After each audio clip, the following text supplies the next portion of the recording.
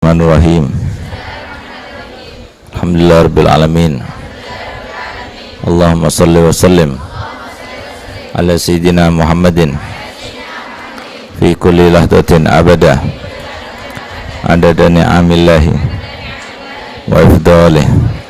Allahumma akrimna bi nuril fahmi wa akhrijna min dhulumatil wahmi waftah lana abwaaba rahmatik wansur alaina hikmatak ya arhamar rahimin. Allahumma inna nas'aluka fahman nabiyyin wa hifdzal mursalin wa ilhamal malaikatil muqarrabin.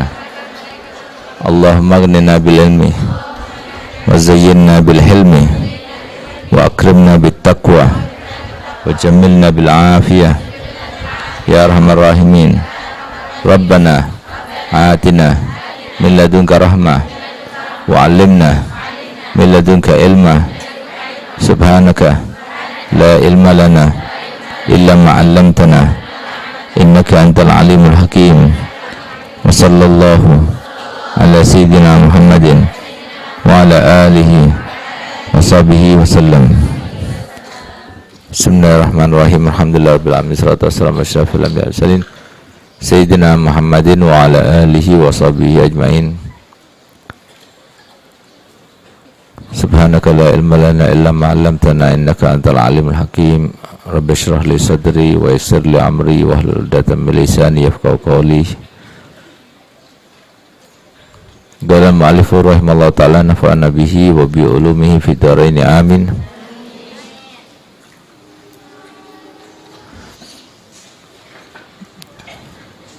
Wa yajza mustaqbilal qiblati wa yakuna mustannan bi sunnatin nabiy alaihi salatu wassalam wa yatanimu da'wata ahlil khair wa yataharraza an da'watil madlumin. Masih kita membahas terkait dengan sopan santun, tata cara dan adab untuk mendapatkan ilmu yang bermanfaat. Sekali lagi, tata cara, adab, sopan santun untuk mendapatkan ilmu yang bermanfaat. Kalau mendapatkan ilmu, sembarang ilmu, mungkin tanpa adab, sopan santun, tata cara yang disebutkan dan diajarkan oleh ulama bisa didapatkan. Ilmunya sama, kitabnya sama, mungkin penjelasannya juga sama, tapi karena ilmunya itu tidak bermanfaat, maka tidak ada gunanya. Bahkan akan menjadi beban kepadanya kelak nanti di hari kiamat. Tapi kalau ilmu itu manfaat, maka ilmu itu akan menjadikan pemiliknya itu menjadi orang yang mulia, menjadi orang yang bahagia, menjadi orang yang terjaga dari segala macam mara bahaya. Karena sesuatu yang paling sakti di dunia, kalau ada yang sakti ya, dengan arti sakti mandraguna itu, maka tentunya ilmu. Sebaik-baik azimah itu ya ilmu, sebaik-baik penjaga itu adalah ilmu. Tapi bukan sembarang ilmu, ilmu yang bermanfaat. Sehingga dari saking pentingnya ilmu yang bermanfaat ini, dan kita fokus untuk mencarinya, sampai-sampai Nabi berdoa dan mengajarkan kita untuk berdoa, Allahumma inni a'udzubika min ilmin la yanfa. Kenapa? Karena kalau ilmu tidak bermanfaat, capek-capekin diri, energi hilang, waktu juga berlalu begitu saja, tapi kita tidak mendapatkan kemuliaannya. Bahkan ilmu itu bisa jadi membawa dia, menuntun dia kepada kemaksiatan, menjerumuskannya ke dalam dosa dan sebagainya. Itu ilmu yang tidak bermanfaat. Tapi ilmu yang bermanfaat itu akan membawa seorang yang memilikinya menuju kemuliaan, kemudahan, kesejahteraan, kebahagiaan, kenyamanan hidup, baik itu di dunia maupun di alam barzakh kelak, bahkan sampai di akhirat, insya Allah bertetangga dengan Nabi kita Muhammad SAW.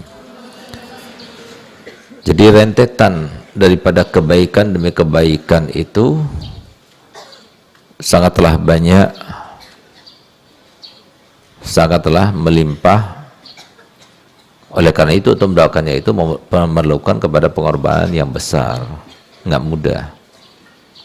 Sehingga ilmu itu berkata kepada pencarinya, a'ti kullak wa sawfa nu'ti ba'di. Berikan keseluruhanmu, fokusmu, pikiranmu, hatimu, hartamu, badanmu, semuanya. Berikan padaku semuanya, maka mungkin aku akan berikan sebagian daripada diriku.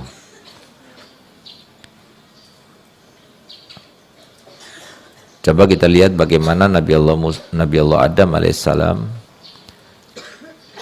yang diangkat oleh Allah Ta'ala untuk menjadi khalifah di muka bumi ini,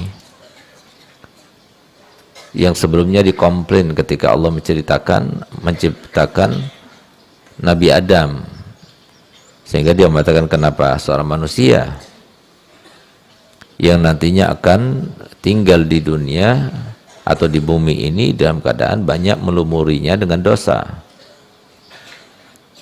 Maka kemudian Allah Ta'ala menampakkan kemuliaannya tidak didapatkan dan diberikan kepada para malaikat, sehingga mereka kemudian memberikan penghormatan dengan menundukkan kepala kepada mereka, kepada Nabi Adam alaihissalam. Ilmu yang diajarkan Allah Ta'ala kepada Nabi Adam itu adalah ilmu asma, namanya rumah, namanya pohonan, namanya dedaunan, namanya benda-benda saja, tapi lihat bagaimana kemuliaan. Walaupun nama benda tapi manfaat, sehingga menjadikan malaikat yang mereka itu mulai diciptakan tidak pernah melanggar dan bermaksiat kepada Allah, kemudian bersujud kepada Nabi Adam. Nah, itulah pengaruh daripada ilmu yang bermanfaat itu. Walaupun ilmu yang biasa, bukan ilmu agama, tapi bermanfaat, maka kita akan dapatkan ilmu itu akan memuliakan pemiliknya.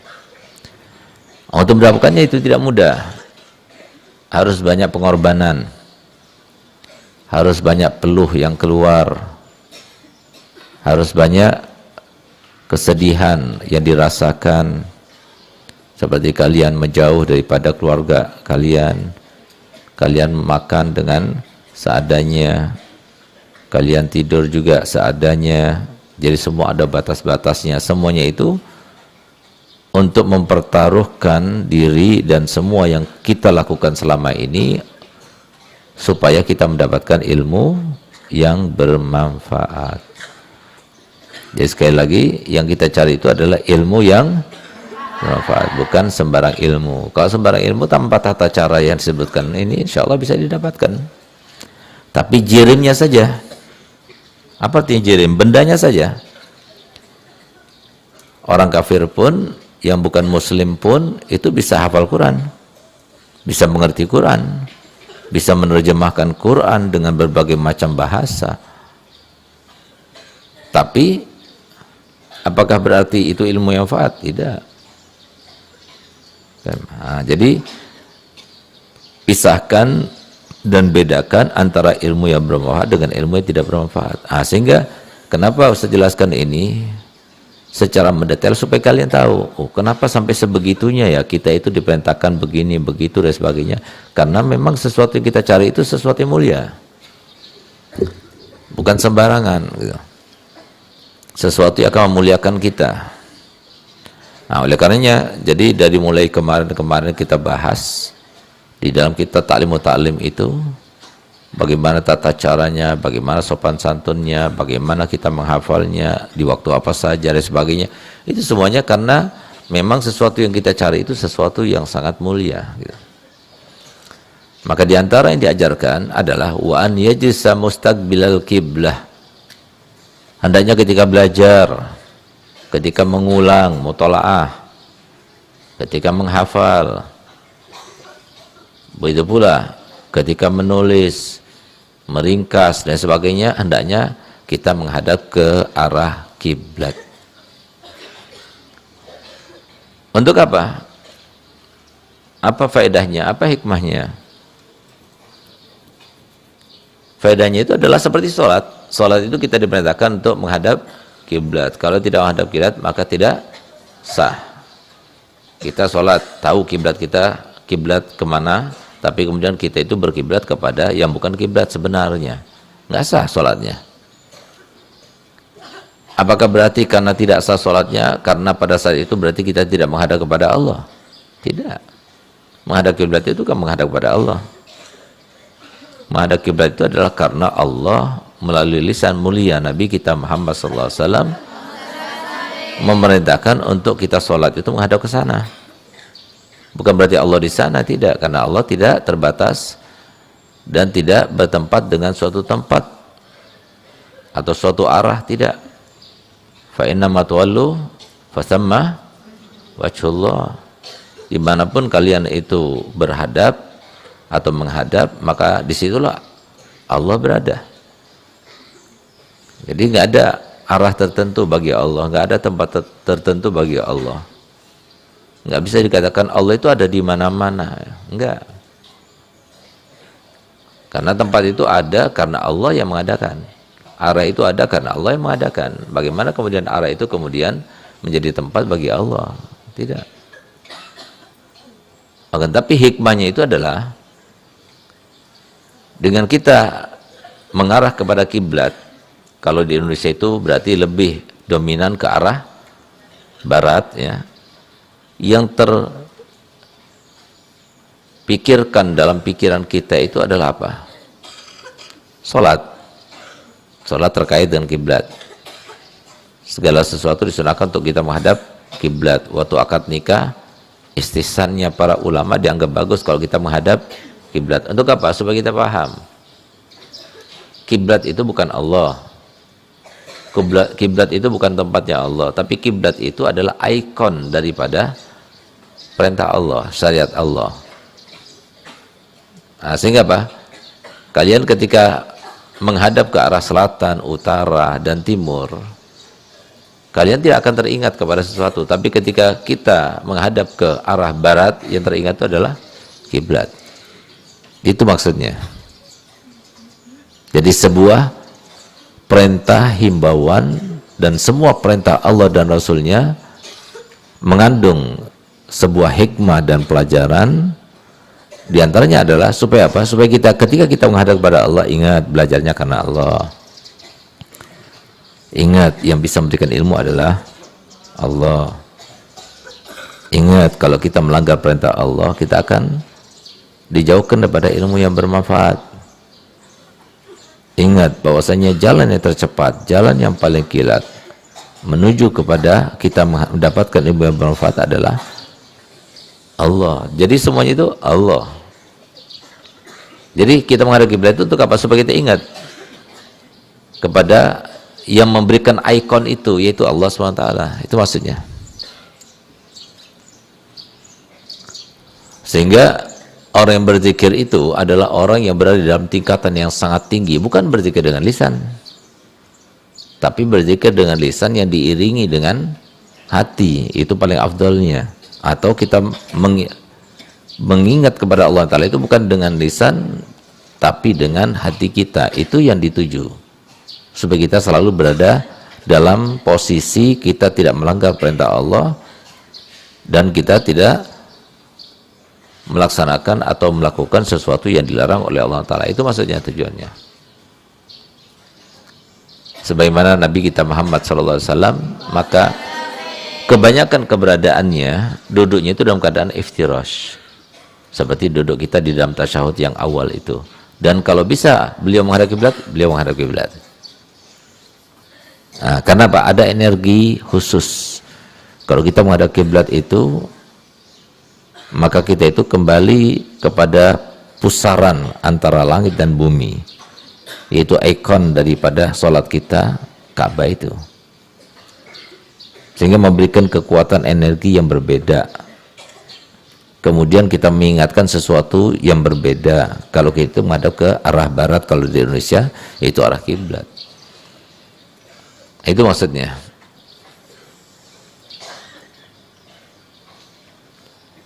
Begitu pula sunnah-sunnah yang lainnya, ya, itu hendaknya jangan ditinggalkan oleh seorang murid, karena bisa jadi rahasia untuk kita mendapatkan ilmu yang bermanfaat itu ada terletak dalam sunnah. Karena Nabi kita Muhammad SAW tidak pernah mensyariatkan suatu sunnah terkait dengan apapun juga, kecuali pasti di balik itu ada hikmah yang besar.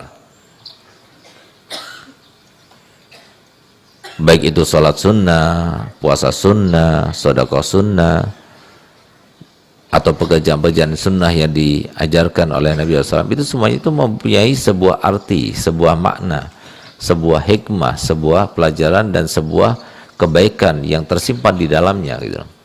Nah, oleh karena di sini untuk kita mendapatkannya, jangan kita biarkan berlalu. Setiap sunnah yang kita dengar, setiap sunnah yang kita tahu, laksanakan. Sehingga talibul ilm itu adalah manusia yang paling syarat dengan sunnahnya Nabi. Apalagi dalam menghidupkan sunnah Nabi yang sudah banyak ditinggalkan oleh masyarakat, itu mempunyai keutamaan yang tersendiri, di mana Nabi SAW bersabda, man ahya sunnati wa qad umitat min ba'di falahu ajru khamsina sahabi, khamsina syahid. Jadi orang yang menghidupkan sunnah, padahal sunnah itu sudah tidak berlaku lagi di masyarakat pada kala itu, maka seakan-akan dia itu mendapatkan pahalanya 100 syahid. Ada riwayat 50 syahid gitu. Satu syahid saja sudah luar biasa, apalagi 50, apalagi 100.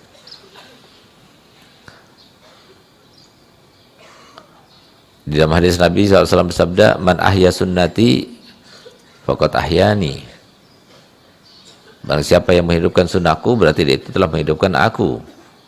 Menghidupkan apa? Menghidupkan syiarnya Nabi, ikonnya Nabi, kemuliaannya Nabi. Sehingga begitu dihidupkan kemuliaan tersebut, maka kemuliaan itu akan menular kepada dirinya, kebaikannya.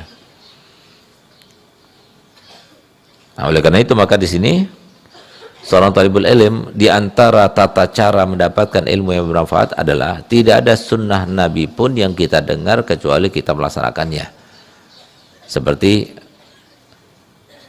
guru-guru kita, yaitu Al-Imam Abdullah bin Alwi Al-Haddad Sahibur Ratib radhiyallahu anhu wa arda, di mana beliau ketika akan meninggal dunia atau sakaratul maut,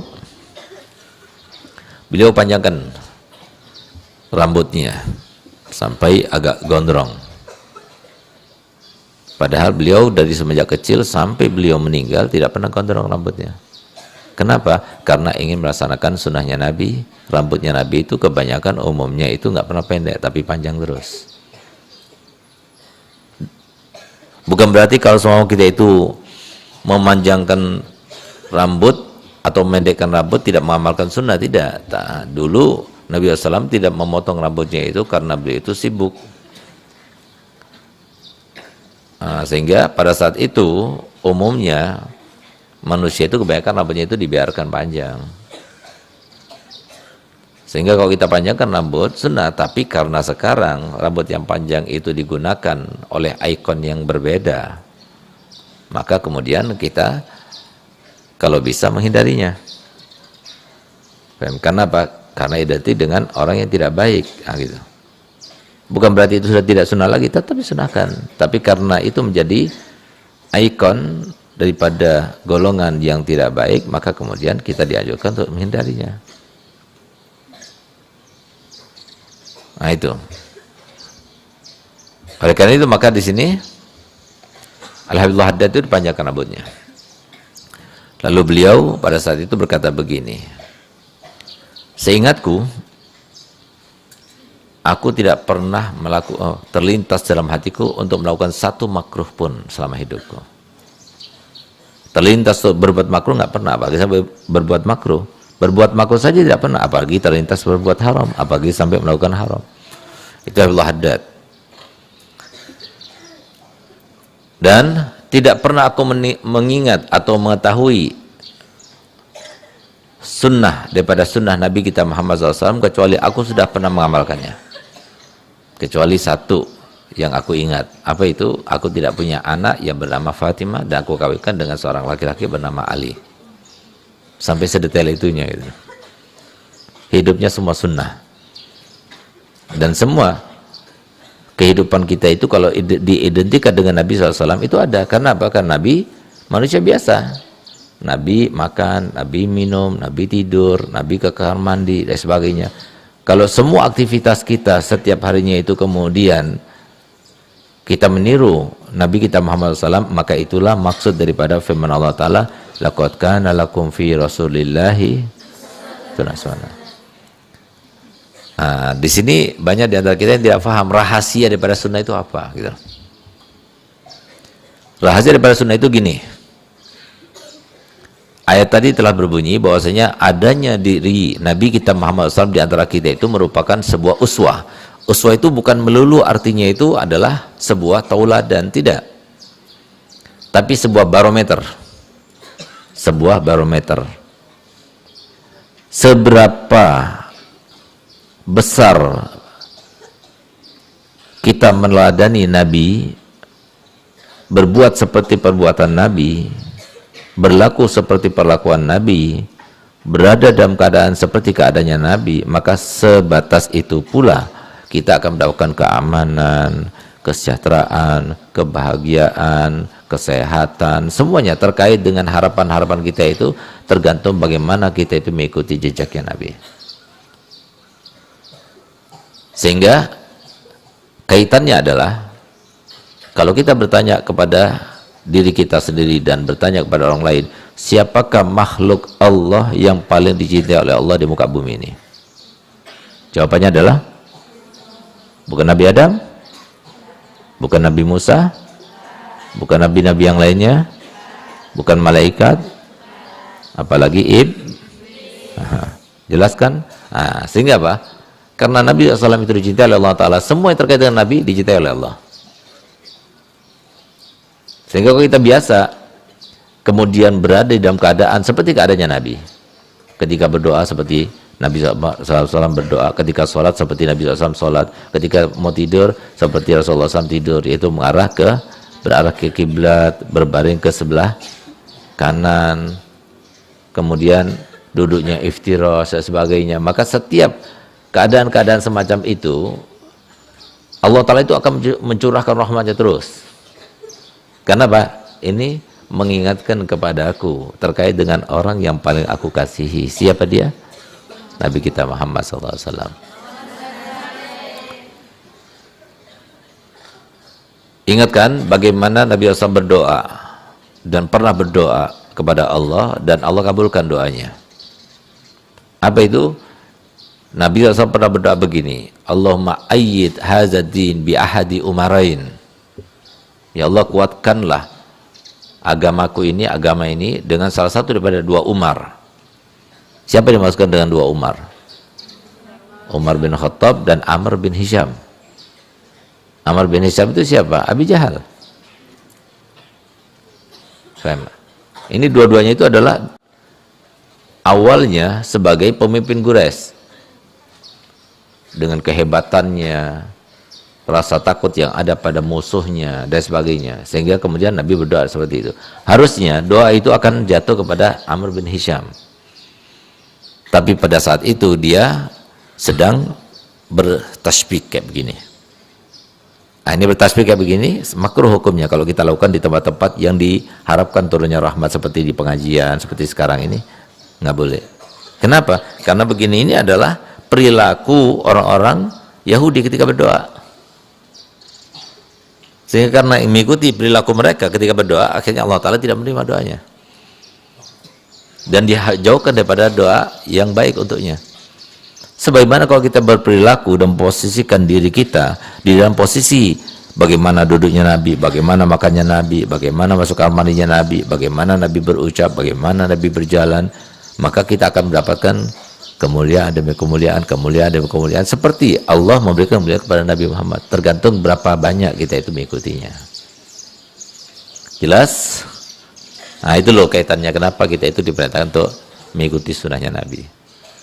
Sehingga bisa jadi, atau mudahnya kita katakan bahwasanya siapakah orang yang paling bahagia di dunia, siapakah orang yang paling sejahtera di dunia, siapakah orang yang paling aman di dunia, siapakah orang yang paling mendapatkan harapannya di dunia? Jawabannya adalah mereka yang mengikuti jejak Nabi kita Muhammad SAW. Nah, jadi ketika kita melaksanakan sunnah Nabi SAW, maka kita itu akan berada di dalam pantauan Allah. Karena berada dalam pantauan Allah dan ternyata pantauan tersebut terkait dengan Nabi kita Muhammad SAW, maka yang pernah Allah turunkan kepada Nabi SAW, maka kemudian dengan kadar yang dia ikuti, itu Allah akan berikan kepadanya. Nah, oleh karena di sini disebutkan wa yakunu mustannan bi sunnatin Nabi sallallahu alaihi wasallam. Jadi hendaknya dia selalu mengikuti jejaknya Nabi, sunnahnya Nabi, semuanya. Nah, makanya kan di dalam kitab Bidayatul Hidayah karangan Imam Ghazali itu disebutkan sunnah-sunnah Nabi, kesehariannya Nabi, aktivitasnya Nabi, semuanya disebutkan di dalam kitab itu. Dari mulai bangun tidur, apa saja yang disunahkan, sampai ketika berjualan, ketika sholat, ketika mengisi waktu-waktu tertentu, semuanya sampai tidur kembali dijelaskan di situ. Doa-doanya Nabi semua dijelaskan di situ. Sehingga apa? Coba lihat bagaimana, berapa banyak orang yang mendapatkan kemuliaan berkat kitab Bidayatul Hidayah, karena semua kitab Bidayatul Hidayah itu isinya itu adalah sunnah Nabi. Salah satu contoh seperti yang diceritakan oleh Habib Ali Habsyi dalam kitab Kunuzus Sa'adah, ada 4 golongan atau ada 4 orang yang keempat-empatnya itu berangkat dari Hadramaut menuju ke kota Madinah untuk beribadah dan mengharapkan serta mengamalkan isi daripada kitab Bidayatul Hidayah. Tidak melakukan apapun yang ada di dalam kitab itu atau keadaannya kecuali pasti dia itu akan terapkan. Nah, sehingga Pak, sholat malam bersama-sama, mau tidur baca doa sama-sama seperti doa yang diajarkan, bangun tidur juga seperti ya doa yang diajarkan, semuanya. 3 bulan mereka berada di kota Madinah, beribadah dan memperlakukan dirinya seperti keadaan yang diajarkan dan disunnahkan oleh Nabi yang termuat dalam kitab Bidayatul Hidayah. Subhanallah, langsung mereka melihat Nabi SAW dalam keadaan terjaga. Siapa mereka? Yang pertama Habib Bakar Bilfaqih yang ada di Aceh. Yang kedua adalah Al-Habib Soleh Al-Jufri yang ada di Melebar, India. Dan yang ketiga adalah Habib Rahman bin Mustafa Al-Idrus yang ada di Mesir. Yang keempat salah satu daripada masyaikh, bukan habaib. Apa yang didapatkan oleh mereka daripada anugerah? Nabi SAW memberikannya barang di dunia ini sebelum di akhirat. Ya, ini terjadi.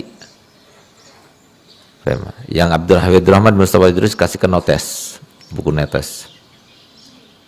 Yang Habib Soleh Jufri kasihkan tongkat. Sedangkan yang Habib Bakar itu dikasih panci, tempat masak gitu. Dan diperintahkan mereka untuk pergi ke tempat-tempat yang dituju dan ditunjuk oleh Nabi. Yang pertama adalah Habib Rahman diperintahkan untuk pergi ke Mesir. Apa fungsi daripada notes itu? Notes itu kosong.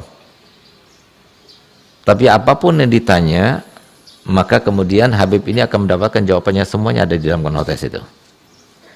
Bahkan ditanya tentang umur pun itu ada di situ. Nah, jadi kita ambil ya, ini namanya karomah. Ini namanya karomah yang sangat mutawatir. Karena apa? Karena dimuat dalam kitab-kitab banyak karomah ini. Jadi kita harus mengetahui bahwasanya karomah para wali itu tuh ada. Karena apa? Dalam Quran juga ada, dalam hadis Nabi juga ada.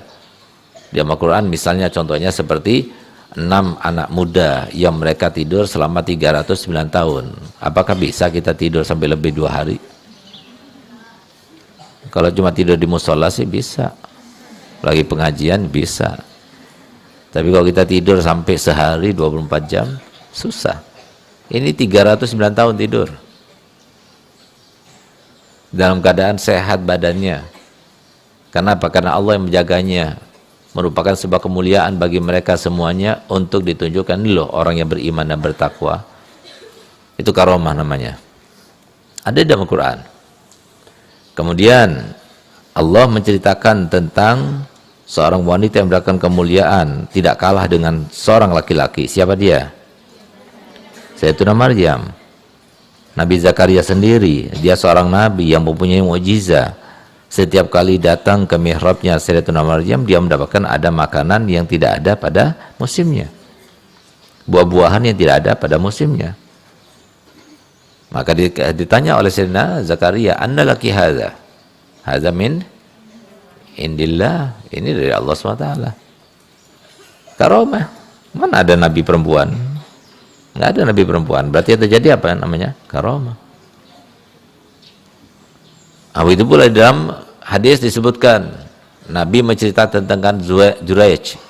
Ingatkan Juraij yang dia tidak langsung mengkabulkan atau memenuhi panggilan ibunya ketika dia sedang sholat sunnah. Coba sholat wajib nggak apa-apa, tapi karena sholat sunnah maka harusnya yang dia lakukan itu. Makanya di sini dikatakan oleh para ulama, Juraij itu adalah orang soleh, ahli ibadah, tapi tidak memuati dirinya dengan ilmu yang banyak,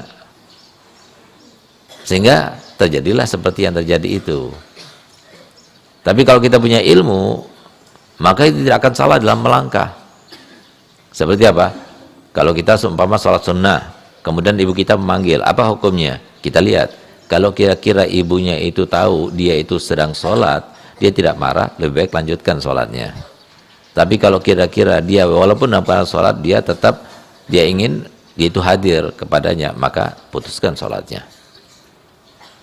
Itu sesuai dengan ilmu yang diajarkan oleh para ulama, diambil, dikutip daripada Al-Quran maupun hadis Nabi SAW. Ini tidak dipanggil berkali-kali tapi dia tetap sholat. Akhirnya apa? Ibunya kemudian berdoa yang tidak baik. Kau, wahai Juraij, tidak akan mati sampai engkau melihat wajahnya para pelacur. Akhirnya betulan. Makanya hati-hati dalam berdoa, karena bisa jadi ketika ucapan itu terucap, ada malaikat yang lewat yang mengamini, atau kebetulan Allah Ta'ala sedang membuka hijabnya, sehingga setiap yang berdoa pada saat itu Allah kabulkan permintaannya. Akhirnya terkabulkan kan. Itu siapa yang menceritakan? Nabi SAW. Sehingga kemudian diceritakan bahwasanya ada seorang pelacur yang ingin melaksanakan dan menerapkan sayembaranya raja, di mana dia itu dikasih pilihan atau dikasih pekerjaan. Kalau dia itu bisa menerapkannya, maka dia itu akan mendapatkan hadiah yang besar dari raja. Apa itu? Dia akan dijadikan permaisuri, asalkan dia itu bisa menjelekkan namanya Juraij, karena dia itu iri kepadanya, karena Juraij bukan raja, tapi masyarakat memperlakukannya seperti raja karena orang soleh. Akhirnya apa? Akhirnya si pelacur itu masuk ke tempatnya Juraij, masuk ke sana dalam keadaan ibadah, dikunci pintunya, udah itu dia telanjang bulat di depannya. Akhirnya apa? Sayyidina Juraij, karena dia itu orang yang beriman dan bertakwa, dia sama sekali tidak tergerak hawa nafsunya, tidak. Sehingga bahkan dia tangannya taruh ke atas api. Dia bilang, dengan api dunia saja kamu tidak mampu, tidak tahan, apalagi dengan api akhirat. Karena merasa sudah tidak mungkin lagi. Dia apa-apa yang sudah telanjang, sudah disentuh dan sebagainya, tapi tidak bergerak sama sekali. Maka kemudian dia keluar dari tempat itu, kemudian berzina dengan pengembala kambing. Setelah berzina dengan pengembala kambing, akhirnya hamil. Datanglah kepada raja, aku sudah berhasil dan aku sudah melakukan perintah kamu. Dulu kan nggak ada tes DNA, kalau ada sekarang kan ada tes DNA, dites gitu. Akhirnya apa diomongkan? Oh ternyata yang kalian hormati, yang kalian muliakan, dia itu adalah seorang penzina. Ini buktinya. ini dia hamil gara-gara dia. Akhirnya marah masyarakat karena merasa dibohongi dengan ibadahnya, tapi ternyata dia itu ada seorang pezina. Akhirnya rumahnya dihancurkan, bahkan hampir sempat Juraij akan dibunuhnya. Ketika dibunuhnya, dia mengatakan, tunggu, biarkan kebenaran akan tampak, tapi tunggu, biarkan anak itu lahir dulu. Ditunggulah, tidak jadi dibunuh Juraij. Nah, ketika anak itu lahir, dibawalah kepada Juraij untuk menuntut, apa yang kamu ingin lakukan dengan anak ini? Anak ini sudah lahir, biarkan aku sholat dulu. Dia sholat, dia berdoa kepada Allah. Ketika berdoa kepada Allah, anak itu dipanggil, dibawa kepada Juraij dan dikatakan, wahai anak, tunjukkan kepadaku, beritahukan kepadaku siapa ayahmu. Anak yang baru lahir itu ternyata dia bisa bicara, ayahku adalah si pengembala kambing itu. Karomah enggak? Karomah baru berapa hari lahir langsung bisa ngomong. Mana ada bayi bisa ngomong begitu? Nah, makanya kan kata Nabi SAW, ada bayi yang bisa ngomong, ada 3 katanya. Yang pertama adalah bayi yang memberikan kesaksian kepada Nabi Yusuf. Yang kedua, bayi yang merintahkan kepada Sayyidatuna Masyitoh, yaitu putrinya, untuk masuk ke dalam minyak yang panas itu, karena di situ ada surga. Dan yang ketiga ini semuanya bukan Nabi. Nah, terus apa yang terjadi? Ini karomah diceritakan oleh Nabi. Nah, gitu, ada karomah ya. Nanti kita akan bahas ceritanya itu di part yang kedua ya. Nah, karena sudah lewat waktunya, lewatnya 10 menit lagi. Nah, jadi ini semuanya mereka dapat itu karena sunnah, karena mengamalkan sunnah. Akhirnya mereka dapatkan kemuliaan daripada Nabi. 3 orang ini mendapatkan benda daripada Nabi. Yang pertama siapa? Habibur Rahman bin Musa Idrus, berupa notes, nanti saya ceritakan. Diingatkan aja nanti hari Rabu yang akan datang ya. Semoga panjang umur semuanya, sehat walafiat. Yang kedua Habib Saleh Jufri dengan tongkatnya. Yang ketiga Habib Bakar Aceh Bilfaqih dengan tempat makannya itu. Kita minta pada Allah Ta'ala semoga sebagaimana Allah mampu berkuasa dan berkehendak memberikan kemuliaan kepada 3 orang tersebut, berkat mereka melaksanakan sunnah Nabi, semoga kita yang berusaha untuk melaksanakan sunnah Nabi mendapatkan kemuliaan juga seperti yang Allah berikan kepada mereka juga. Dan semoga Allah berikan kita kemuliaan yang paling tinggi, yaitu kita mendapatkan perjumpaan dengan Nabi Muhammad walaupun dalam tidur kita, sehingga kita semuanya menjadi orang yang bermimpi Nabi Muhammad, dekat dengan Nabi Muhammad, berada di dalam hati Nabi Muhammad, dirindukan oleh Nabi Muhammad, sehingga kita termasuk yang meninggal dunia dalam keadaan husnul khatimah, setelah panjang umur, sehat walafiat, semua harapannya terkabulkan. Ala hadiniya wa likulli niyatin salihah wa ala man wasal salih. Al-Fatihah.